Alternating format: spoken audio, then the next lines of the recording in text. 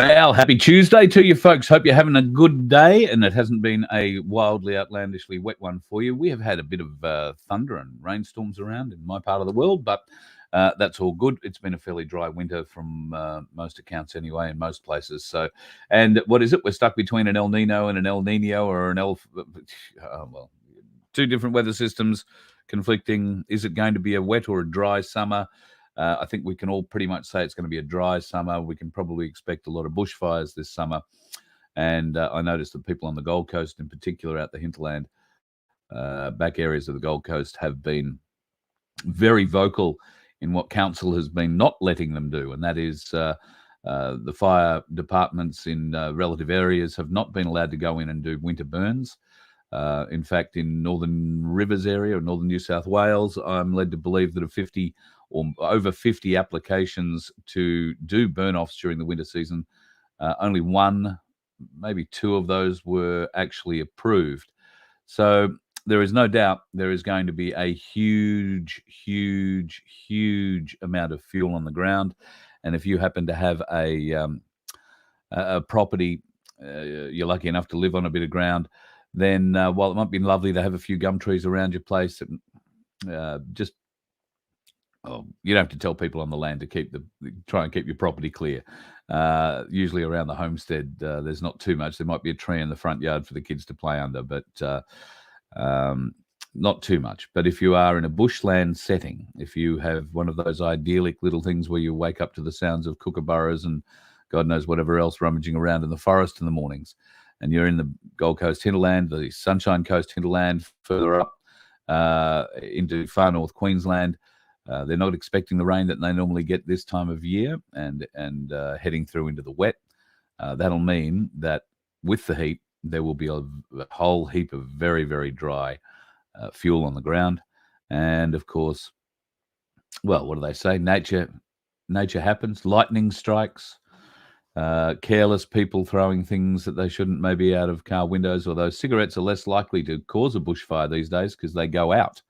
They don't just continually burn anymore. If you don't keep sucking on a cigarette, it goes out. Great way of making you smoke more of them, or smoke the one you have a lot faster, I guess.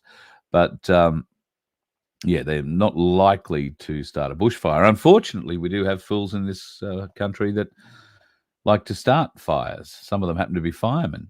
How often do we find that some of the most awful fires that have been lit on particularly total fire ban days have been lit by off-duty firemen or people who are involved in the CFA, who are just, sick, clearly sick. And while it's all well and good to say charge the bastards and make them pay for the rest of their life, how do you extract, hundreds of millions of dollars worth of compensation out of somebody who's probably never held a real job in their life? So, you can ask all you like, but nobody is ever going to be able to be compensated enough for that, which is in and of itself quite tragic. Hello, Vicky. You always pop out because you call me the fave. It's so nice of you. Nice to have you on board tonight, Vicky. You weren't the first one in the room, however. Tonight, Chris made it in the room first up. Dude, doing all right. And I really like the way you've named everyone the Troopers of Truth. We might have to find a headline for that somewhere in a show coming up, I think. The Troopers of Truth. Bloody great idea.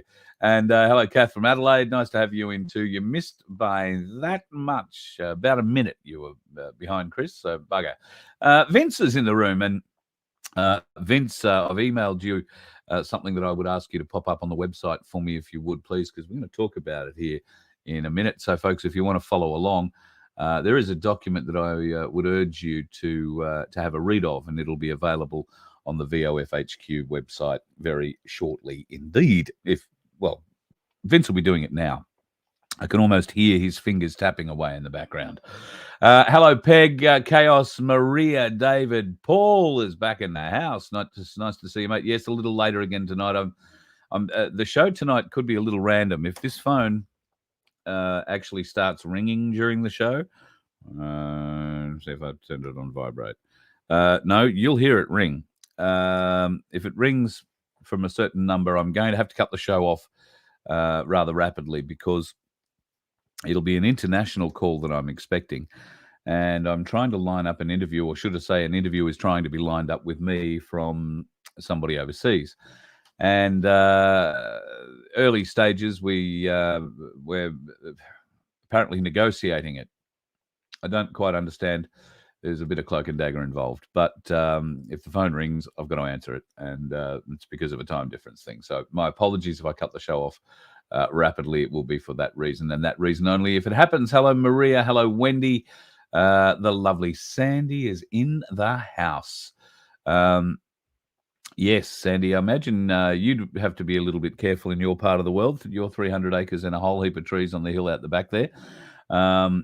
You've also got some of the most beautiful donkeys in the world, but I imagine they're not useful when it comes to putting out the fire. So no, try and keep you and Baz and all your charges safe. But country people, Australians in general, we're used to bushfires. We're used to the intensity. We're used to the speed. We're used to, trees bursting into flames kilometres ahead of the actual fire front. Sadly, that is what most Australians of a certain age have grown up with. If you're around my age, you will probably remember the Ash Wednesday bushfires in Victoria very clearly. I happened to be in Victoria at the time and in that particular area. My father at the time was tied up with a local council down there. They wound up involved in a very long court case. They were accused of one of their graders having started one of the bigger fires on Ash Wednesday that joined up with another big fire and destroyed phenomenal amount of property and livestock and tractors and everything, machinery, everything. Fortunately, after some years, the council was found not to be culpable in that regard.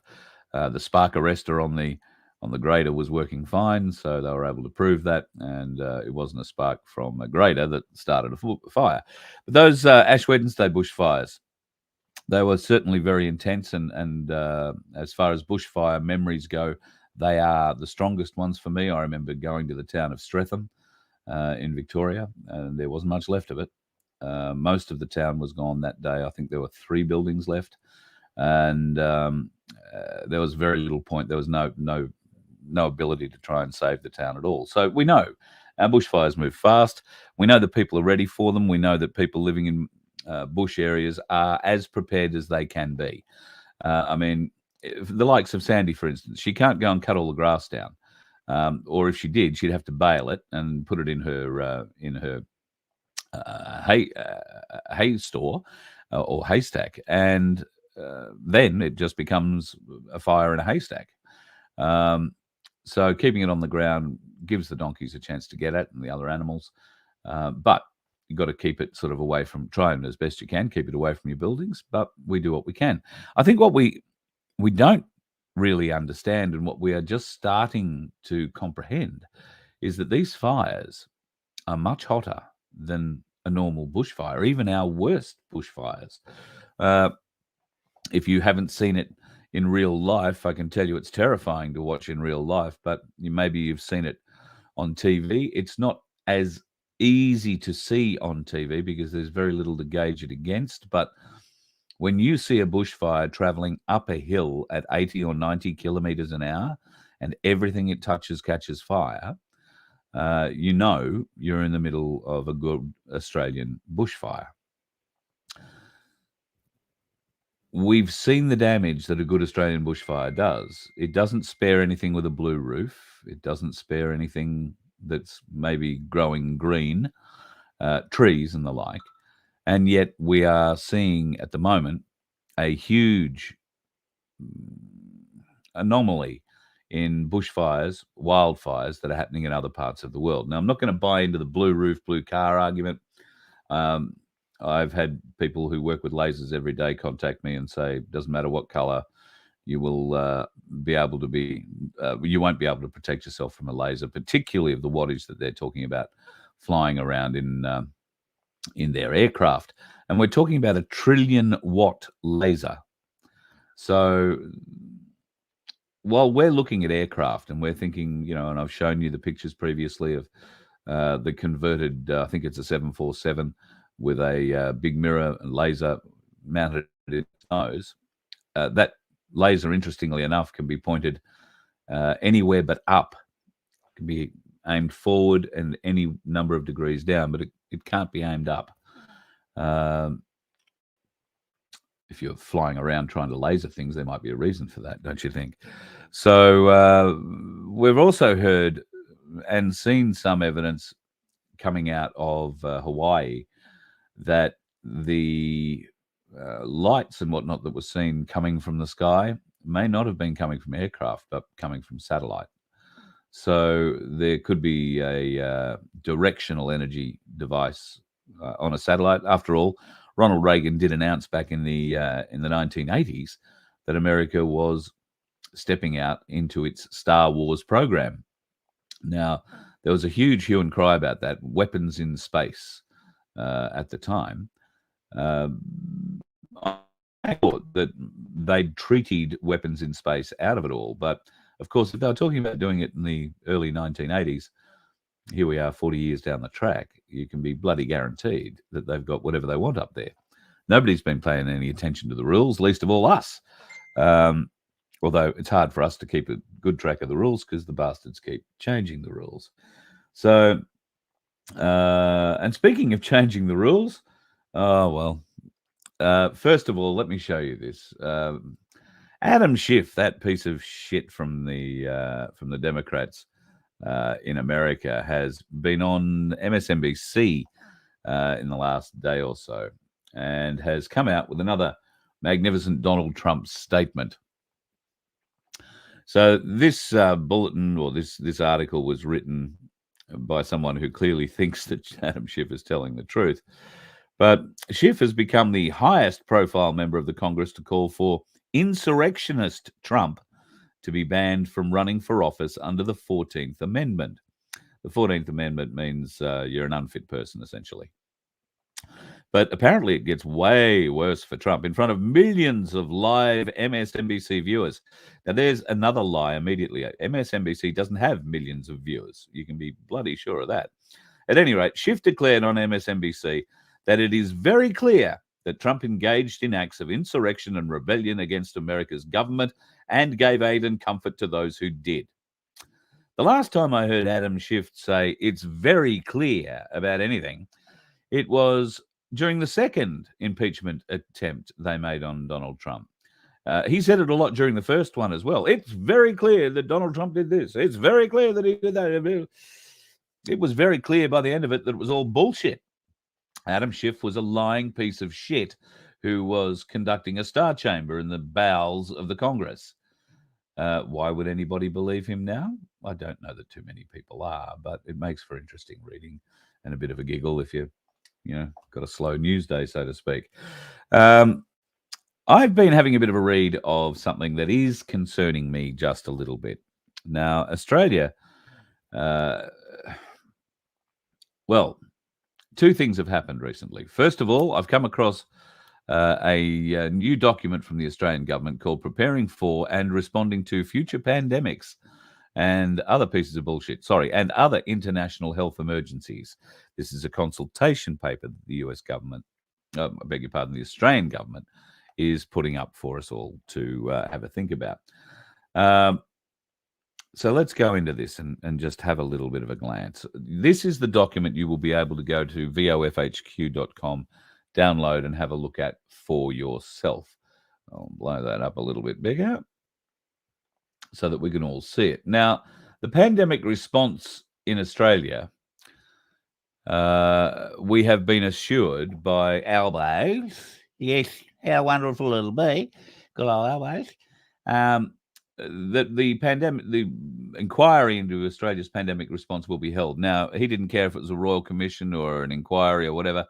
Well, it's now become very clear that it will not be a royal commission. It will be a commission of inquiry appointed by this government, and those they appoint will be friends of this government. You can have absolutely no doubt. And they will find, of course, that, the government could have handled things a bit differently, but they did the best they could, at the time, given the information that they were given, and no blame will be attributed for the poor information they'll be given, because that was the government giving itself bad information then, of course. At any rate, we want to be prepared and ready for the next one. So this is the piece of bullshit they're using. This is a UN World Economic Forum generated document that the Australian government has slapped its filthy fingers upon, and have decided that they are going to very quietly push through on the people. It is 10 pages long, and we're down through the first two and haven't even got to any words of any significance. So let's get into it, shall we? The consultation overview. This consultation paper seeks your views to inform Australia's engagement on two concurrent negotiation processes through the World Health Organization to strengthen the international legal framework to prepare for and respond to future pandemics and other international health emergencies. This includes the negotiation of, one, a new international legal instrument on pandemic prevention, preparedness and response. That's the pandemic instrument. And two, changes to the International Health Regulations of 2005. That is one we particularly are interested in making sure they don't sign us up to. The Australian government is interested in understanding what Australian stakeholders and the community want to see in these reforms. Your views will help inform Australia's engagement in both negotiation processes. We have included 3 focus questions on the consultation webpage to guide your input into this consultation. The context: why is the development of a pandemic instrument and changes to the IHR important? Well, Australia supports a world better prepared for future outbreaks, epidemics and pandemics. The development of a pandemic instrument and changes to the international health regulations present a unique opportunity for the Australian government to consider whether legal frameworks governing a suite of contemporary global health issues remain fit for purpose for future pandemics and other health emergencies. That means, did the way they react this time work, and could they react differently next time and get a better result? Australia wants to strengthen international cooperation on pandemic prevention, preparedness and response, and reflect lessons learned from the global response to COVID thing. We need to ensure communities, governments and global communities are better prepared in the future. Better prepared for what? To accept your lies. That's all they want you to be better prepared for. And this is a consultation document on the next way they're going to try and brainwash you.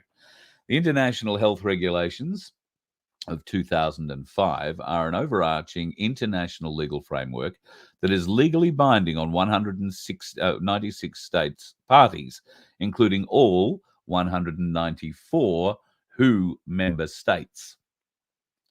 About time we left the WHO then, don't we think?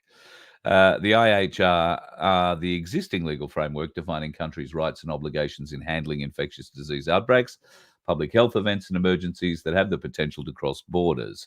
First adopted in 1969, the IHR have been amended 4 times. In 73, that's a key year in our timeline, folks. Remember that. So is 1980, 1995, and in 2005. In response to changes to the international spread of diseases with increased international travel and trade. 2005, the revision of the IHR was in response to the SARS epidemic. Once I think we're all on the same page with that too. That was a created event, the SARS event. Interestingly, the SARS virus was created by the same bloke that created the spicy cough. And you know who that is.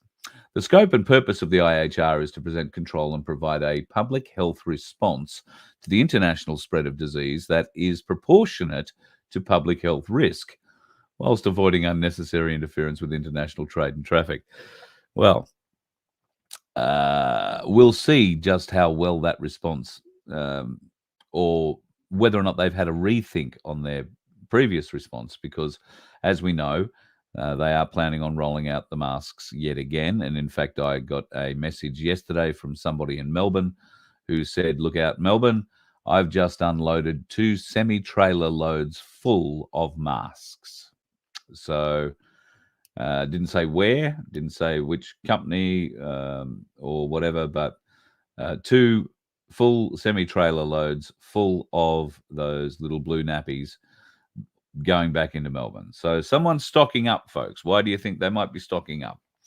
The scope and purpose of the IHR is to prevent and control, provide a public health response to the international spread of disease. I think I read that bit. Further information about the international health regulations can be found, and you can click that link on the document. If you go to VoFHQ.com, you can read this document for yourself.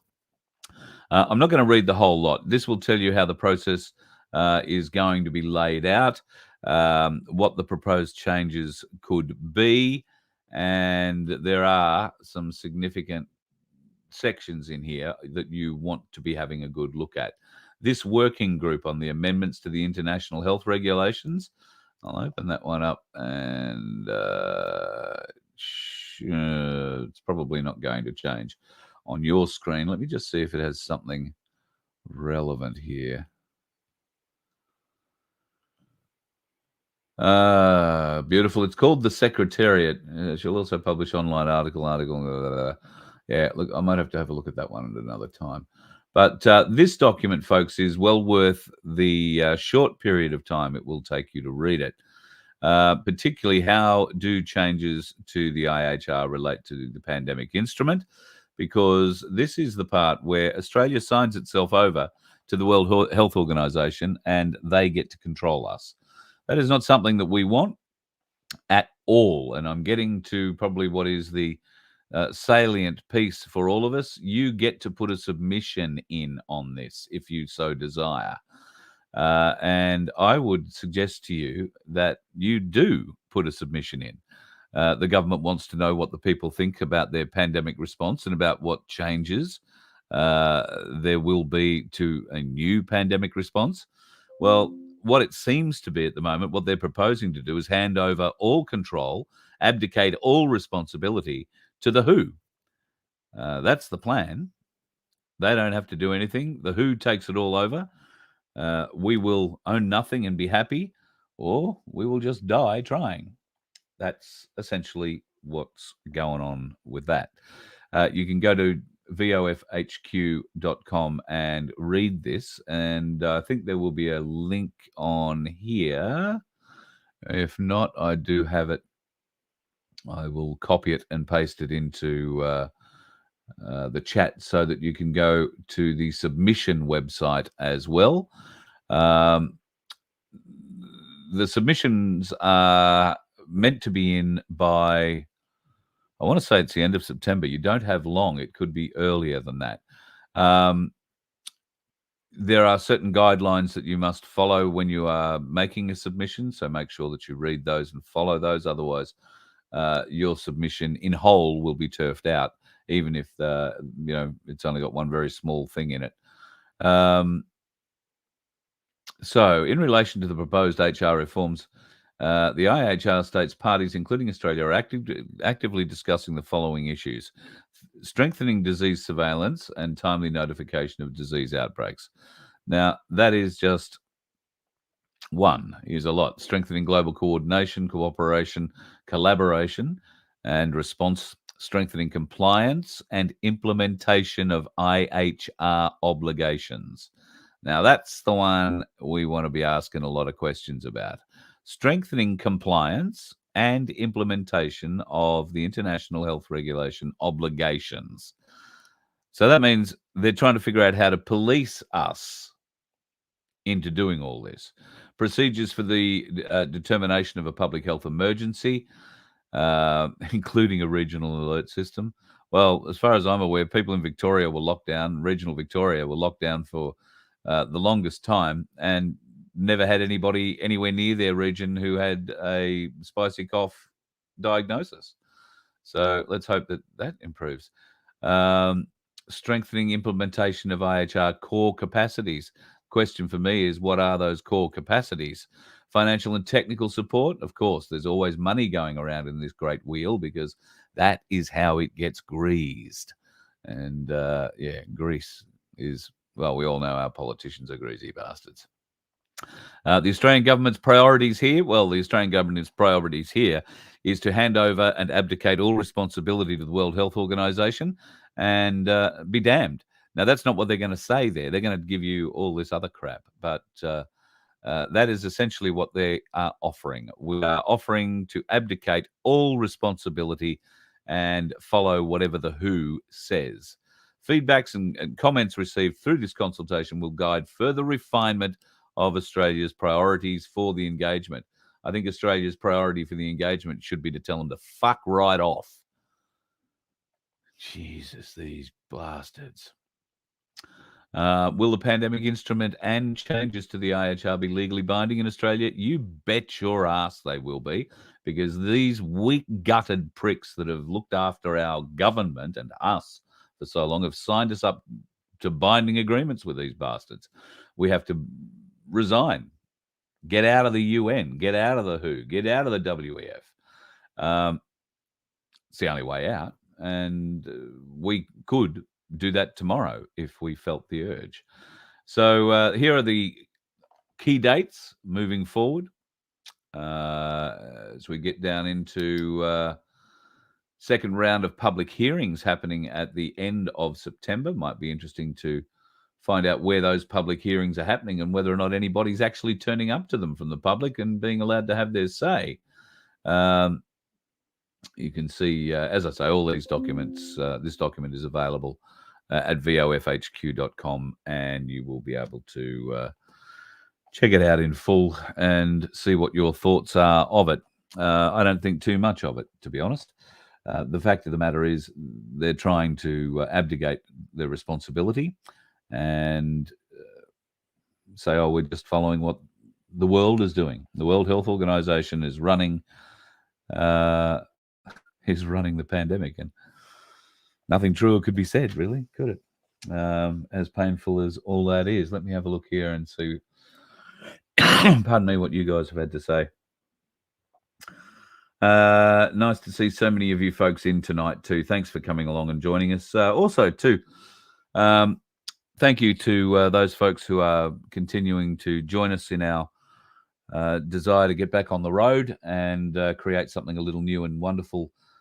Voice of Freedom. I've had a bit of a meeting with Vince just before we came on air, and we were discussing ways forward with the radio stations. So I think we found a way forward with that. It won't be too much longer before we have that happening on the air. And I'm looking forward to hearing some show ideas from you guys. What sort of music do you like? Because, we can program the radio station any way you like it. And essentially, we want to kick it off with a request show. Vince has already put his request in. He wants Cats in the Cradle. He just can't figure out whether he wants Ugly Kid Joe's version or Harry Chapin's. So he'll get that one figured out. But if you've got a favorite song and you'd like to get it into our, launch 500 countdown, then email us, requests@vofhq.com. Tell us who you are, where you are, and what your favorite song is. And if you want to, you can record that. Just do a little, either a voice recording or a little video recording, whatever, and send that through to me. Don't make it any longer than about 15 seconds because I don't think our servers will hold that sort of huge volume of stuff. But if you would like to do that, we would love to have you be part of it. So send your favorite song to requests@vofhq.com. We'll put together a top 500 list and hopefully be able to get you a part of it. It'd be bloody great to have you as part of it.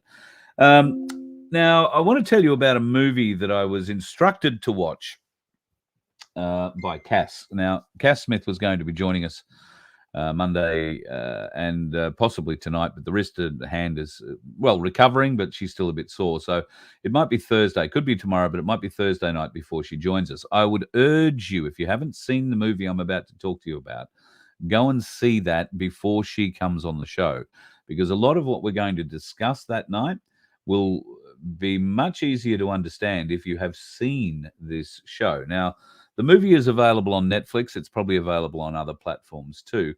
And it's called The Big Short. It is all about what happened in the lead up to the 2008 global financial crisis, and how subprime loans, the low doc loans, and the behavior of the banks and the financial system was completely responsible for a global meltdown in finance, and of course a recession that plunged the world into recession. So it is a very interesting movie. I've watched a bit of it, well, most of it this afternoon again. I've just got to get to the very end of it, which I believe is a pretty salient piece of information.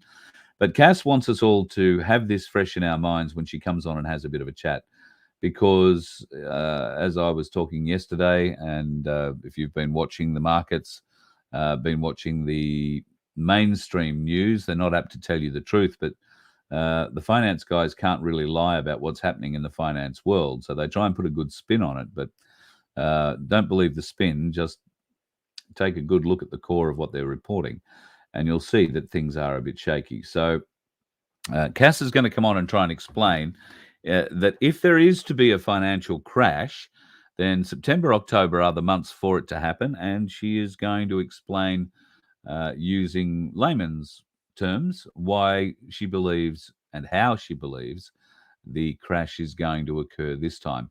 And that's why watching The Big Short is going to put you in a position to be able to understand this a lot more. I didn't really understand much about big finance, I guess, until I started doing this show. And I still can't tell you that I know a great deal about big finance.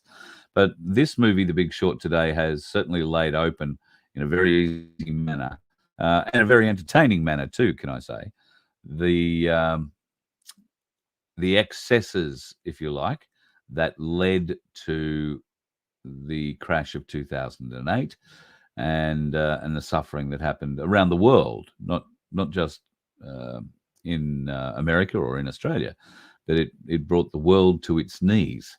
Now, how did it do that? Well, looks like it's going to happen again. And how they did it might just be the same way. So The Big Short will tell you how that happened, give you something to look at.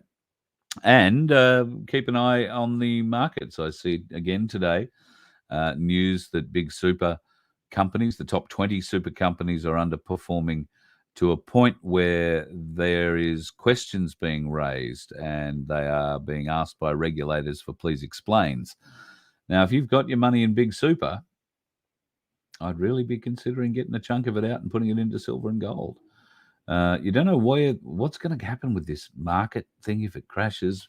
And I know super is up and down, up and down, up and down, but gold does seem to be pretty stable. Silver seems to be pretty stable and on the up. Both of them, in fact, on the up. So I would be giving them a bit of a look if you have an opportunity.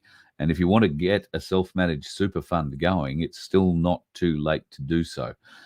Cass and her team at Freedom Financial Solutions can help you out. If you email me, Carl at VoFHQ.com, I will forward that to the team. They'll send you a little questionnaire. I'm not sure how many. I think it's only got about 15 questions on it. But by the time you've answered those 15 questions, you'll know whether or not you want to continue on doing a self-managed super fund, and you'll know what's required of you to do that. It's not just saying, yeah, I'll have one of those, and then forgetting about it, once it's all been set up. You do have certain obligations that you do have to follow, but they are not onerous. They are not hard. They are not difficult. And in the end, it could be a lot more profitable for you that way than trying to rely on the big superannuation companies who at the moment are getting a please explain from the regulator about how badly they are underperforming. So just a word from me to you, mate to mate, give it a thought. And if it's not self-managed super fund, buy yourself a coin, get a spare 20 or 30 bucks, go and buy one of those half-ounce coins, get $40, go and buy a full-ounce coin. If you're lucky enough to have a little bit more, then please go and buy a little bit more.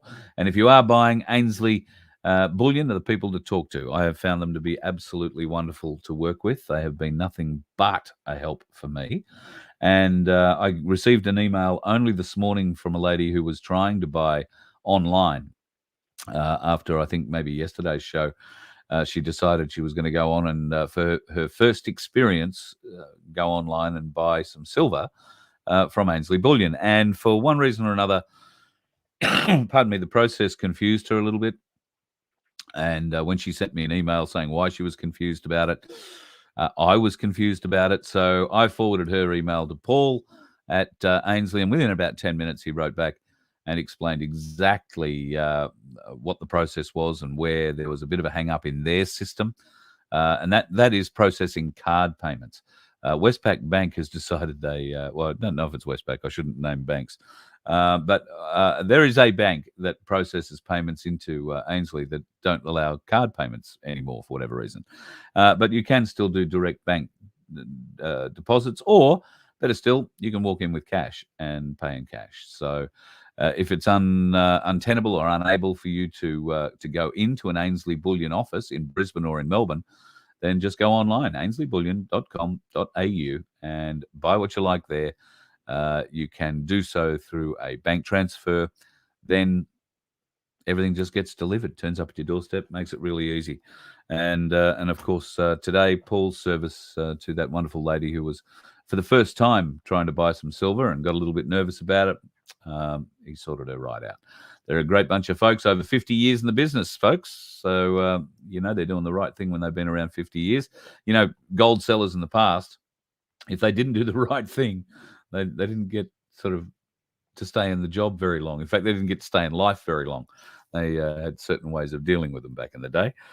So you can be guaranteed that Paul and the team at Ainsley are spot on for you. And just let them know that you're a Voice of Freedom follower when you go in to make your purchase. And say hi from me when you go in. That'd be the way to do it. I'm going to let you go. We went a bit late last night, folks, and I am getting a whole heap of text messages. So maybe I'm should be answering text messages, not waiting for phone calls. Hopefully this interview does come through. It's a significant interview. The person, without talking too much about it, the person has been on has been on, well, at least one. I think I can only think of one Australian show prior to this, and it would be quite a coup, I guess, if this person decides to come on this show. So I'll go out and try and fight for you to get that person on the show. Shall I? It would be very good to have a bit of a chat with this person, and a lot of questions that I'm sure you will have to ask as well. So fingers crossed that will happen in the not too distant future. I have nothing to do with the timeline. I'm really the fish on the end of the hook here. I'm waiting to be told when I'm going to be reeled in. So we'll see what happens with that. There is also a couple of interesting moves coming afoot down the Gold Coast. The Gold Coast My Place is worth becoming a member on. Go to Facebook and find My Place there. Luke Hart and the team are doing a bloody brilliant job. And in fact, you will find that Luke has been involved in some pandemic response reading as well, and has outlined in a video of his on Facebook just how damaging some of these things in this document really are. So My Place got weird things making noises over here beside me. It's very strange. So yeah, My Place Gold Coast. If you're not already a member, be a part of it. The Unity Hub coming soon. I keep saying coming soon, but Vince tells me there is still a bit of work to be done there, but they are working very hard on it, and we'll be together sooner rather than later. So as soon as it's up and going, we hope to have Luke and Darren Bergworth back on the show to talk us through why it's so important and how you can be part of it. And obviously, if you haven't done so already, then start thinking about getting a My Place together. We're also getting back on the road. So if you'd like us to come to your town, folks, I can tell you that we have to go at least to Mannum, probably to Adelaide. I want to go to Coober Pedy. So there are a few different places that we are intending on. Well, we have promised to go. Far North Queensland is another one. I don't know that we're going to make Far North Queensland before the wet sets in. I really hope we do, but it's going to be a little bit weather dependent. So we'll just see what happens there. There is nowhere in this country we won't go, folks. If you've got a story to tell, if you have something to share, if you just need help in your fight for freedom where you are, then we'll come tell your story. We will come showcase your businesses. We will come and tell your tourist stories. And hopefully we'll bring some people with us. So when we hit the road, folks, you are more than welcome to come with us. More than welcome to come with us. I think you'll probably enjoy it a bit more if you're off-gridder. We don't think we're going to spend too much time in caravan parks because that's money every night we don't have to spend to stay somewhere. And I'm very keen. I've driven past so many and not had an opportunity to call in to many of the free camps that I've seen around Australia, particularly along the East Coast. So to everybody who is in, one of those free camps, whether you're, out the back of Fernvale, or whether you're up near Miriam Vale, or whether you're near Gympie, or you're at the back of the Sunshine Coast, or you're down towards Coffs and Grafton, want to call in and say hi. We might spend a night and, have a bit of a catch up, find out about life on the road, because there are so many people who are spending their time in cars and buses and vans around Australia, not because they especially want to go and live the van life, but because they simply can't get anywhere else to live. These are the stories that we have to tell. These are the stories we have to keep the government aware of and keep in the face of government until we get rid of this bloody government and the opposition, and we put people in who care, people who will do the right thing for their community, for the greater community, for the state, for the country. And yep, there are sacrifices we are all going to have to make. And that's where our greed, I think I was talking about it last night, and got lost. That's where our greed has to be moderated. We have to start thinking about our next door neighbour, because if we are going to win and somebody else loses, then we are all losers. There cannot be winners and losers. We can only lift each other up and take us all to the finish line, preferably together. That would be bloody wonderful. All right, I'm going to love you and leave you tonight, folks. I'm going to make an attempt to find out what goes with these messages and whether or not I'm in trouble. If I am in trouble, then so be it. Won't be the first time. And we will talk more tomorrow. Look forward to chatting with you then. Please go and have a look at The Big Short on Netflix. I think I saw it. Weird. There's stuff moving around here. Go and have a look at that, and you'll be in a good position when Cass comes on to join us either tomorrow night or Thursday night, and she'll explain what's going on in the markets and why the financial system is sitting on a cusp that could be very close to where it was in 2008 when the collapse happened. Look forward to talking to you about that then, folks. Have a great night. Be safe on the roads. Dodge those dickheads. You let one ant stand up to us, then they all might stand up.